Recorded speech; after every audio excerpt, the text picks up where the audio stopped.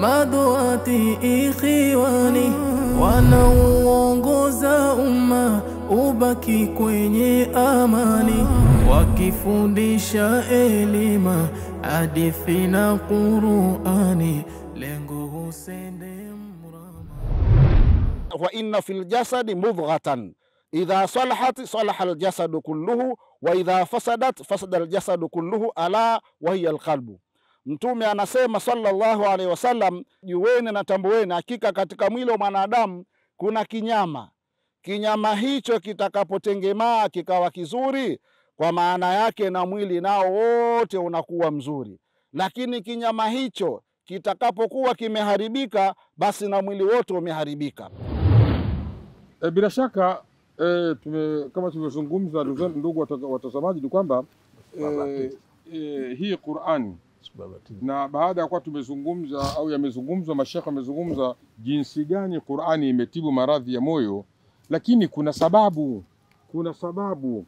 Hizi sababu hizi ni kwamba ni sababu ambazo zinaweza kama sababu hizi zitafuata, basi huwa zinakuwa ni sababu ya kumkinga mwanadamu Muislamu na hayo maradhi ya moyo. Sasa sababu hizi ni nyingi sana zipo, lakini ndugu yangu Sheikh Mbwana Ahmad Urari, bila shaka wasikilizaji wana haja ya kupata ni sababu zipi ambazo zitakuwa au ni visababishi vya kujikinga na hayo maradhi ya moyo yaliyozungumzwa. Bismillahirrahmanirrahim. Alhamdulillahi rabbil alamin, wassalatu wassalamu ala nabiyina Muhammadin wa ala alihi wa sahbihi ajma'in, amma ba'd.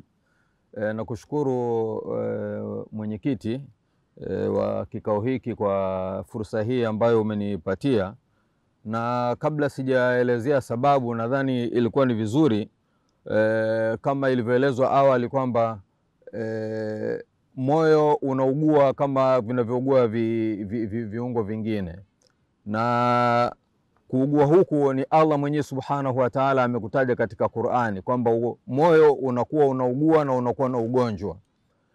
Na magonjwa haya yaliyoko katika moyo Qur'ani imeyataja na baadhi kama ilivyoelezwa, lakini miongoni mwa magonjwa haya ni gonjwa kubwa la unafiki. Allah subhanahu wa ta'ala katika surati al-Baqara wakati anaelezea unafiki akasema fi qulubihim marad, katika nyoyo zao hawa wanafiki kuna ugonjwa, ni ugonjwa. Kwa hiyo mnafiki hata kama atajiona yuko sawa sawa, lakini Qur'ani inamhesabu kwamba mnafiki ni mgonjwa na ana ugonjwa katika nini, katika mwili wake. Na pia vile vile Allah subhanahu wa ta'ala katika kufuata matamanio, mtu kuendekeza kufuata matamanio na akaacha kufuata maelekezo ya Allah subhanahu wa ta'ala, naye pia vile vile ana ugonjwa katika moyo wake. Na ndio maana Allah subhanahu wa ta'ala amekaeleza wanawake, kwa wale wanaume ambao hawajizuii mbele za wanawake, akawaambia kwamba fala takhlana bilqawli fayatma alladhi fi qalbihi marad, kwamba nyie wanawake msilegeze sauti zenu ili wale wenye ugonjwa wasije kaingia tamaa na hizo sauti zenu. Kwa hiyo yule ambaye ana tamaa ya wanawake ambao kwa njia ambayo sio halali, hata kama anajiona mwenyewe ni mzima, lakini Qur'ani inamhesabu kwamba yeye ni mgonjwa. Huu ni ugonjwa. Na pia vile vile, na miongoni mwa sababu za magonjwa haya kama ilivyoelezwa kwa nyuma, na tunasisitizia pia hapa kwamba dhambi ni moja ya sababu kubwa sana zinazopelekea kwenye kuingia katika moyo kupata ugonjwa, kama ilivyosema kwamba fa innahu athimun qalbu. Na pia vile vile Mtume sallallahu alaihi wasallam wakati anaitafsiri Qur'ani, kalla bal rana ala qulubihim ma kanu yaksibun, akasema kwamba moyo wa mwanadamu anapofanya dhambi huwa kunaota nukta moja katika moyo wake. Anaporudia ile nukta inaongezeka, baka linaongezeka mpaka moyo wote unakuwa mweusi, na hiyo anasema ndio ile kutu ambayo Allah subhanahu ameieleza, bal rana ala qulubihim ma kanu yaksibun. Kwa hivyo haya ni magonjwa ambayo Qur'ani inaeleza na yapo katika miili yetu. Pale ambapo tutakuwa nayo, basi tuhakikishe tujue kwamba sisi tuna wagonjwa na hatuna budi, lazima tutafute njia ya kuepuka. Na Allah subhanahu wa ta'ala katika Qur'ani kwa kueleza haya ni kwamba anatoa mwanya pia vile vile kwamba tuepuke zile sababu zinazosababisha kuingia katika magonjwa haya ambayo yanaudhuru mwili wetu na sisi wenyewe kwa ujumla wake kutokuwa katika sawa katika maisha yetu ya kila siku. Nadhani mwenzangu hapa Sheikh Rasi atakuwa na maelezo zaidi kuzielezea hizi sababu za kujikinga na magonjwa haya. Aqulu qawli hadha wa astaghfirullah li wa lakum. Wassalamu alaykum wa rahmatullahi wa barakatuh. Ni kwamba kama jinsi tunavyoona kwamba Sheikh alikuwa akizungumza zile sababu liqami al-qurud, ameziaridhisha zile na ameeleza na kwamba ni kwamba kuna ulazima wa kuziacha, yani ya kutoingia katika anga za hayo mambo. Inakuwa hii ni sababu muhimu kweli ya kujikinga na hayo maradhi ambayo maradhi ya moyo. Bila shaka nadhani nimkaribishe Sheikh Harun Rasi ili aweze kuendelea kutukunjulia zile sababu za wikaya za kujilinda na hayo maradhi ya nyoyo, maradhi ya ndani ya moyo. Alhamdulillah wassalatu wassalamu ala rasulillah wa ala alihi wa ashabihi wa man wala, amma ba'd.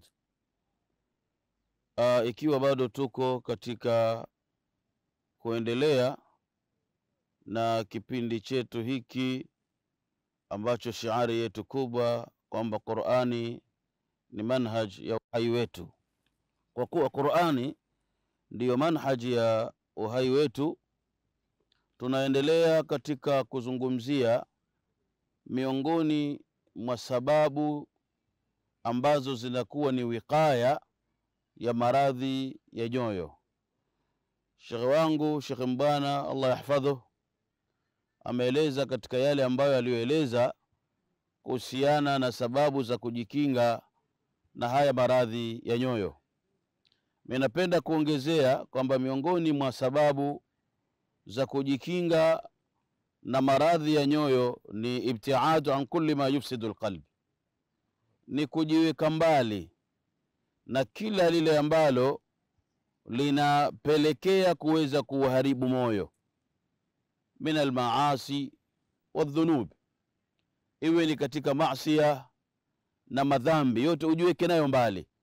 Itakuwa ni sababu ambayo imekupelekea wewe kuweza kujilinda na maradhi haya ambayo ni maradhi mabaya ya moyo. Lakini pia uwe na sababu nyingine ya kutokufikia maradhi hayo ni taharatul qalb, ni kutaharika kwa moyo, min ashirki والنفاق والخيانة والحسد والحقد na nyinginezo. Utaharike na ushirikina moyo wako, utaharike moyo wako na unafiki, utaharike moyo wako na khiana, utaharike moyo wako na hasad, kwa sababu haya yote ni katika yale ambayo ni maradhi miongoni mwa maradhi ya moyo. Ili uepukane na haya, basi ni taharatul qalb, ni moyo wako uwe uko tahara, umetaharika na maradhi haya. Hapa itakuwa wewe umeingia katika wikaya.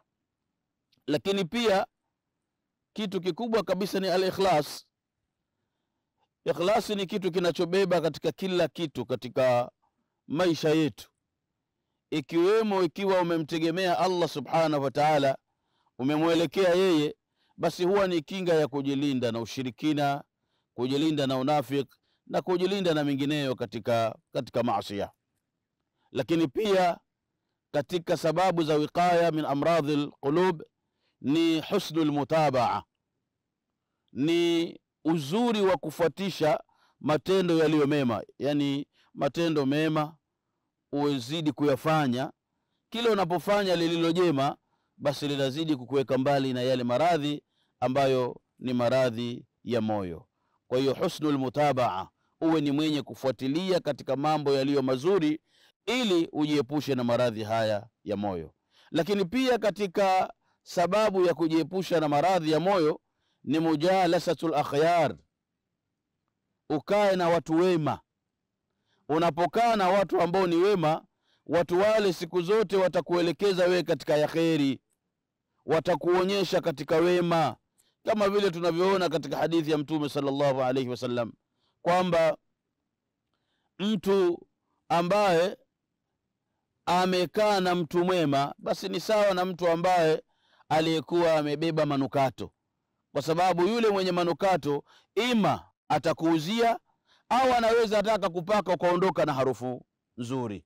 Kwa hiyo unapokaa na wale watu wema ni sababu ya kujiepusha na kwenda katika kuwa na wikaya ya kujilinda kuingia katika maradhi ya moyo. Vile vile wajtinab rufaka usu, ujiepushe na marafiki wabaya, kwa sababu marafiki wabaya ndio wanakuongoza katika uovu, na wakikuongoza katika uovu basi ni sababu ya wewe kuweza kuingia katika maradhi ya moyo. Lakini utakapokuwa umeshikamana na watu wema na umekaa na watu wema, basi wewe utakuwa ni katika watu ambao ni waheri, ni watu ambao wamejilinda na yale maradhi ya moyo, kwa sababu umekaa na watu wema. Na mtu mwema ukikaa naye, basi utakalolipata kwako wewe ni jema. Na ndio maana tukaambiwa hata mtu, angalia mtu, dini ya mtu ni ile dini ya rafiki yake. Kwa hiyo utizame ni nani ambaye ni rafiki yako. Sasa mtu mtizame rafiki yake aliyokuwa naye. Rafiki akiwa ni mbaya, basi naye tutampeleka katika ubaya. Rafiki akiwa mwema, na yeye atakuwa mwema. Kwa hiyo katika njia za wiqaya min amradhi alqulub ni mujalasatul akhyar, ni kukaa na watu wema, wasalihin, wajtinab rufaka usu. Lakini pia vile vile muraqabatun nafs, ni kuhakikisha unaichunga, unaifanyia muraqaba nafsi yako, na unaifanyia muhasaba nafsi yako. Unapoyafanya haya huwa ni sababu ya kujilinda na makosa, na wala huwezi kuingia. Lakini pia kwa kumalizia ni tazyinul iman fi qalbi alabd, ndani ya moyo wa mja kupambike na imani. Imani ikisha ikipambika ndani ya moyo, basi ni sababu ya kuwa wewe umekuwa na wikaya ya kuweza kuyapata haya maradhi ya moyo. Mwenyezi Mungu atujalie katika wale ambao waliokuwa ni wenye kuepukana na maradhi haya ya moyo. Kuna dua ya Mtume sallallahu alaihi wasallam, alikuwa akisema Mtume, Allahumma a'inni ala dhikrika wa shukrika wa husni ibadatika.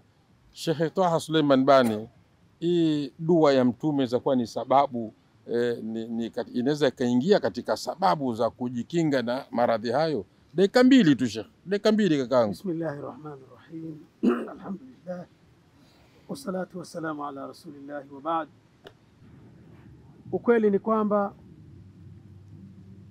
ili kuunganisha somo letu zima kwenye dira yetu kwamba Qur'ani manhajul haya, moja ya nukta tulisema ni kumfuata Mtume sallallahu alaihi wasallam, kuzifuata sunna na mahusiano yake na mafungamano yake na Qur'an, bila shaka, bali ni mwelekeo sahihi kile alichokiomba Mtume wa Mwenyezi Mungu katika eneo kama hili. Hiyo inakuwa ni sababu, bali ni viashiria vyema vya kujikinga mtu na maradhi ya moyo. Mengine ambayo utaona wameyataja ndugu zangu waliotangulia, kwa kuwa wanauzungumzia moyo, utakuta haya yani yana mafungamano ya moja kwa moja ya karibu. Yote yale ukiyafuatilia yatabebwa na maana ile ya ala bidhikrillahi yote. Ukikumbuka kuwa na watu wema, ukikumbuka kuepuka na watu wabaya, ukikumbuka kufanya wingi wa amali njema, na hii ndio ambayo kwa sasa hivi inakaribia kuwa haipo kabisa. Dhikri Allah imetupwa mbali sana. Nikisema imetupwa, ima kuna ambao hatufanyi kabisa, na kuna ambao pengine tunafanya tumebeba neno dhikri, lakini utaona zile muhtawayat, unakuta pana nini hapa, pana dhikri, lakini ukihudhuria ile majlisi yenyewe vilivyo ndani pengine sio dhikri, haviwezi kutibu moyo. Lakini kama majlisi ya dhikri itakuwa kweli ndani yake mna dhikri ya Allah, hiyo itakuwa tiba ya moyo. Lakini unaweza ukaambiwa kuna majlisi ya dhikri, ukakuta pale ndio kama ilivyoashiriwa, wanasemwa watu, wanatetwa watu, wanasengenywa watu. Haya ni maradhi yanafikia mahala.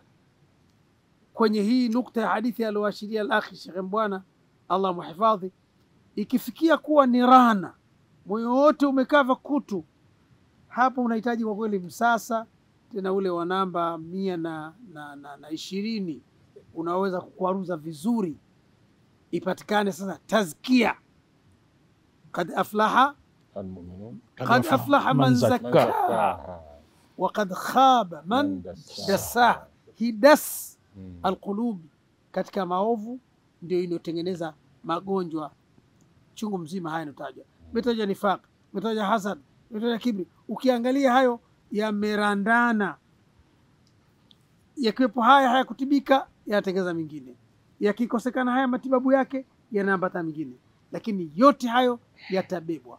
Watu wanaomkumbuka Allah wakati wote kwa nyoyo zao, kwa ndimi zao, kwa amali zao njema, hapana shaka nyoyo zitakuwa zimetibika sawa, na jamii itaishi katika manhaji ya Qur'ani tukufu. Atujalie Allah subhanahu wa ta'ala, twende na dua ya Mtume sallallahu alaihi aliyosema, Allahumma a'inni ala dhikrika wa shukrika wa husni ibadatika. Allah, nisaidie nikutaje sana, nikushukuru sana na nikuabudu vizuri. Inaweza kuwa ni sababu kubwa miongoni mwa sababu. La shaka unatizama kipindi cha Sawaidul Ikha.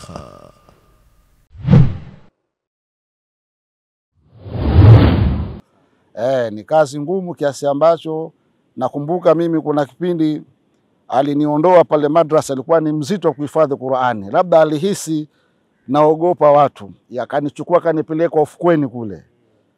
Akaa kwanza anaambia usome tu Qur'ani, akaniwekea vijiti, akanambia hawa ndio watu.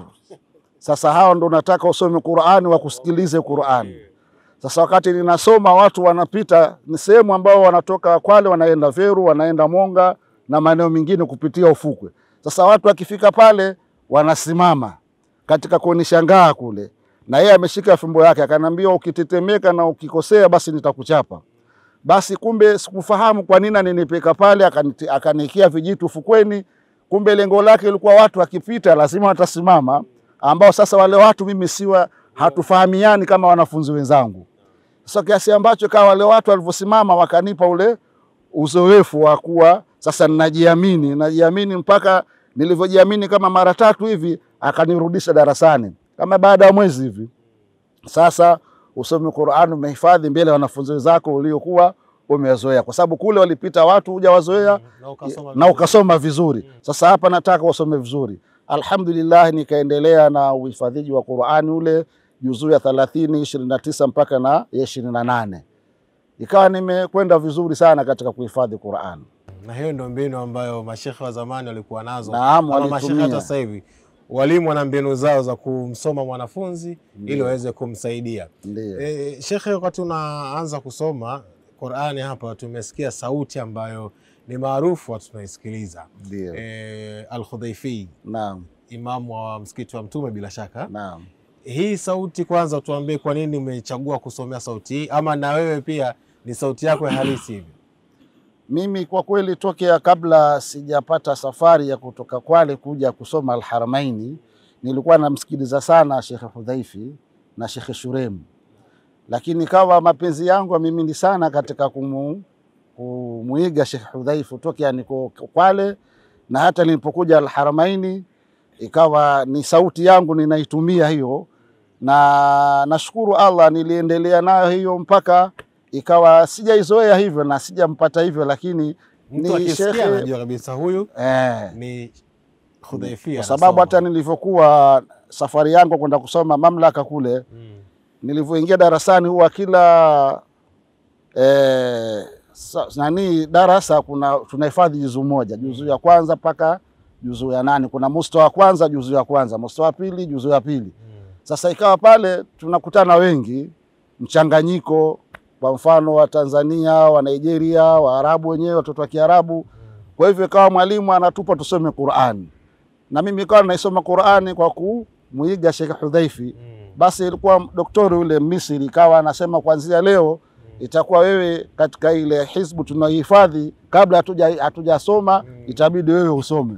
Wewe ndio uanze. Ndio mimi nianze. Kwa nikishaisoma Sasa watu ndio wanakuja sasa katika kuisoma ile katika hifadhi hizo, ile sehemu ambayo mimi nimeisoma. Ilikupa ugumu gani kuinakili hii sauti?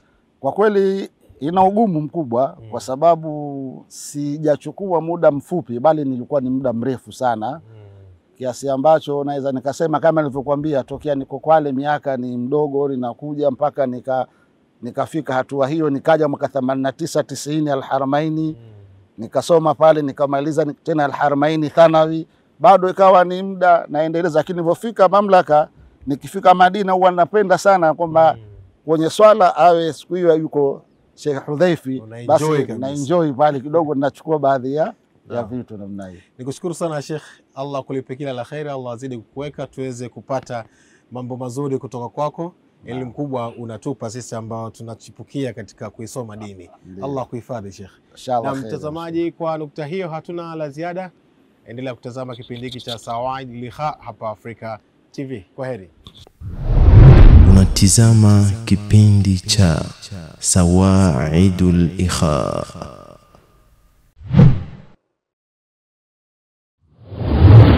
Kweli siku moja ndio kabidi katokea rai tumekaa uwanjani tukuli, jamani, sisi hii timu yetu mbona nzuri tu hivi, sisi hatuwezi kujinani vizuri, tukija huku tufanye mechi tena Yanga B au Yanga si, yani tunajipa moyo na mwenyewe kuna.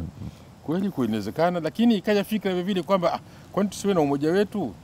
Kweli fikra za umoja zilikuwepo, sababu hata wazee walitangulia walikuwa Sheikh Hamidi nani, walikuwa mambo ya umoja, ilikuwa juhudi zilikuwa zinafanyika, na kuna watu walikuwa wanakuja kuleta si umoja vitu vya namna hii, lakini kwa utaratibu hujapatikana. Lakini nashukuru Allah ule umoja sisi tukautengeneza sisi wenyewe tu, unaona, tukaamua sisi bwana tukirudi kule sisi tukaanzisha umoja wetu kule. Akawa amekuja mzee Abedi Jumbe marehemu Madam Rahamu, tukaenda kumtembelea, tukamhadithia mnafanya sisi hivi, tukamhadithia mambo yetu hayo ya michezo na tunakaa hivi tuna hivi. Sasa kwa nini msije mkarudi nyumbani mkafanya hivyo? Tukaamua kweli. Mzee akachukua ahadi yeye, mzee Jumbe, kwa sababu nikirudi nitajitahidi niwasemee kule ili mpate usajili. Kweli alivorudi mzee yule akatusemea huku, mwaka 88 ukapatikana usajili, ndio ikawa umoja wa walimu wa Kiislamu Tanzania UWAKITA. Ndio imehamia huku sasa. Kwa hata wazee wote ambao tayari wameshahamia huku, wameshaka washatangulia huku na wote Sheikh alivorudi ndio kwa viongozi wa mwanzo kwa huku. Kila marehemu Sheikh Chichele, marehemu Mtarawanje na Sheikh Makwega, yani wote yani ndio taasisi yetu yote Sheikh Jwapo wote kando UWAKITA na Ali Muidin Mkoyogore wote kwa jumla. Sasa kweli ile ilienda vizuri kweli, ikafanya kazi kwa marehemu kina watu wa Maka nao tukajiunga nao, kina Pongwa Juma Sinde na wengine wote ambao walikuwa watu wa Riyadh, walikuwa Riyadh vile tukajiunga nao na sehemu zote. Lakini asili yake chimbo lake ni Madina, ile ndio asili yake. Sasa ndio baadaye imekuwa mpaka baadaye tena ikaja kubadilika kuwa nini hii Hayatul Ulama, lakini asili yake ni mambo ya michezo uwanjani. Na tukawa na kocha wetu pale Sheikh alivondoka, mimi nilikuwa nacheza namba nyingine, lakini Sheikh alivondoka alikuwa namba 6, mzuri sana namba 6. Kocha wetu Hamisi Haji na Soraga na Fadhil Soraga naibu kadhi na alikuwa ndio kocha wa sisi wachezaji, Hamisi Haji kocha wa kipa kadhi wa Zanzibar hivi karibuni. Soraga na Fadhil Soraga. Alivyoondoka Sheikh Mbwana nitakaraji meka takaji kaniacha mwaka mmoja nyuma kule. Sasa mwaka ule kaja kwa mtihani mwaka mmoja miwili 88 ulitarajia uniacha mwaka 87 mwaka miwili umeniacha. Sasa pale akasikitika sana, sasa namba 6 yangu imeondoka na mwachana ndio akanikochi mimi sasa bado kwa namba 6. Kwa hiyo mimi ni mrithi huyu. Kwa hiyo nikapewa kocha kwa namba 6. Nikakomaa nikafanya.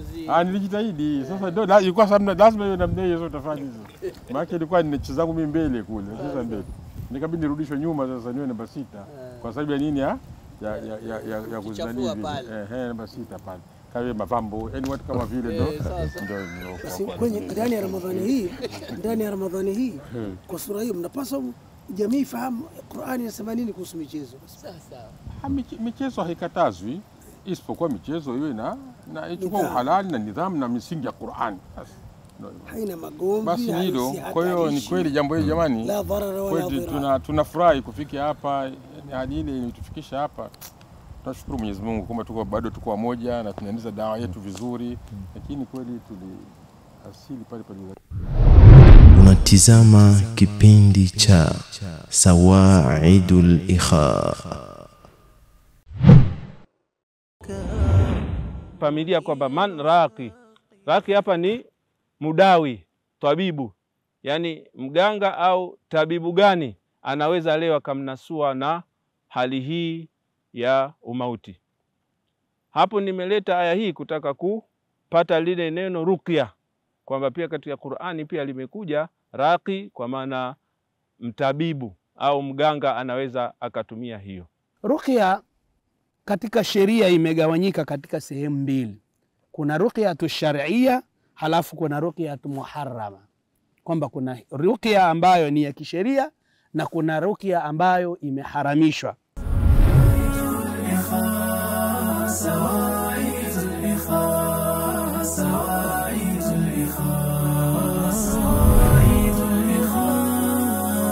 Na maulama wema maduati ikhiwani wanaoongoza umma ubaki kwenye amani, wakifundisha elima hadithi na Qur'ani, lengo husende